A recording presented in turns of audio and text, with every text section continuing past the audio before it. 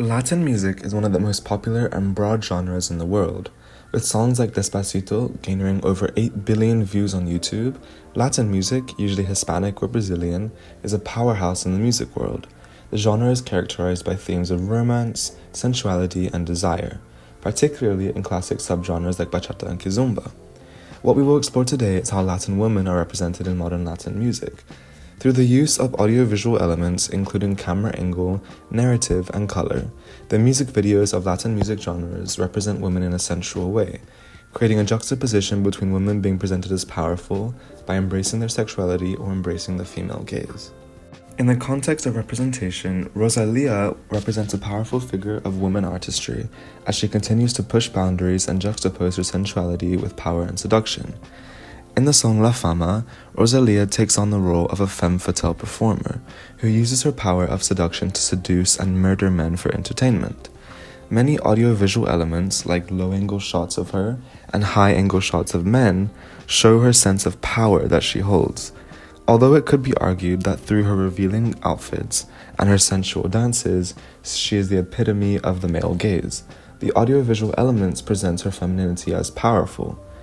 She uses her power to play with the men, and the use of the female-associated color of pink aids the argument that her femininity is her powerful.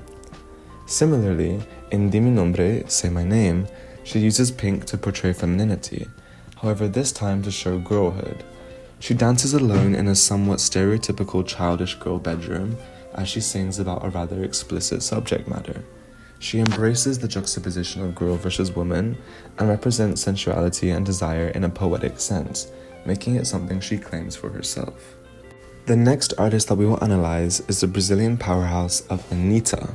In terms of representation, she, despite her praise for pushing the boundaries for female artists, receives a lot of critique on how she presents female sexuality in her music and music videos, often featuring revealing clothing, explicit scenes, and lustful lyrics. Her music, without a doubt, shows sensuality. But is this powerful as she embraces her body, or is it perpetuating existing stereotypes of Latina, particularly Brazilian women, being objects of sexuality? Let's explore this further with some examples. In her most popular song, Envolver, meaning involved, she takes the role of a lustrous woman who has a strong desire for a partner, who also desires her back but know they shouldn't be together. The audiovisual and narrative elements of the music video add to this theme of desire. Throughout the video, the director cross-cuts two scenes to show her feelings of conflict. One could argue this shows her suppressed sexual feelings, which could aid the stereotype of Latinas being quote-unquote easy to get. One could also argue that this shows empowerment, as although they both want each other, she merely fantasizes about him as to claim back the power and not actually act on these feelings. Her song Atención is a powerful declaration of female empowerment and self-confidence. The lyrics emphasize the strength and resilience of women, particularly people like Anitta who have faced criticism and envy but continue to thrive. She also uses the audiovisual element of cross-cutting to show unity and diversity, as she cross-cuts across many different women in different settings, feeling confident in their body. The mirror motif represents feelings of being proud in your body and embracing your sexuality. In this sense, it can be argued that Anitta uses sexuality as a form of power and not objectification. Another Brazilian artist to look at is a funk artist called Quervinho. Brazilian funk at its core is a genre characterized by beats to dance to and usually simple, fun, and sexual lyrics. His music is very fun at its core, however, let's look at how females are presented in his videos. I would argue that women in his videos are objectified as sexual objects and not much else. Through the use of low-angle shots of women's bodies that don't show their faces, and the narratives in his videos, women are represented as one-dimensional, objects of desire and seduction, often seducing men. This portrayal of women can be harmful to the way people view Brazilian and Latina women from the outside, if this is their only reference point. This can also be harmful on the identity of younger girls in Latin America, as this is the media they consume. The last artist we'll examine is Kali Uchis. Her music transcends genres, and she's an artist I believe embraces femininity, sexuality, and power.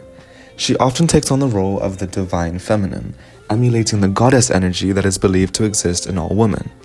In I Wish You Roses, she uses color and juxtaposition to portray femininity and sensuality. The use of pink can be seen to be used to embrace the feminine aspects of herself, and the constant references and juxtaposition of her with flowers represents her womanhood and sensuality as something she takes ownership of. Similarly, in Your Heart Is Mine, the audiovisual elements, such as the low-angle shots, portray her as powerful and fierce. If we were to look at this from another viewpoint, it can also be argued that this powerfulness can take away from her sensuality. But this is a stereotype typically enforced by men, that a woman cannot be sexy and powerful at the same time. I believe Kali Uchis embodies both. To conclude, I believe that all these artists and their music videos contribute differently to the representation of Latin women. It's important to acknowledge that the music industry is run by men, and that there's a broader argument that says women in music feel obligated to portray sexuality to be successful. It's important for male artists to take accountability for the sexualization of women, and to also acknowledge that Latin music has a flair of sensuality in general. As a researcher, I will also acknowledge my own privilege as a male when researching this topic, and understand this is something I will perhaps never fully grasp. Nonetheless, I believe there's a long way to go until misconceptions of Latin women can be relooked. Thank you for listening.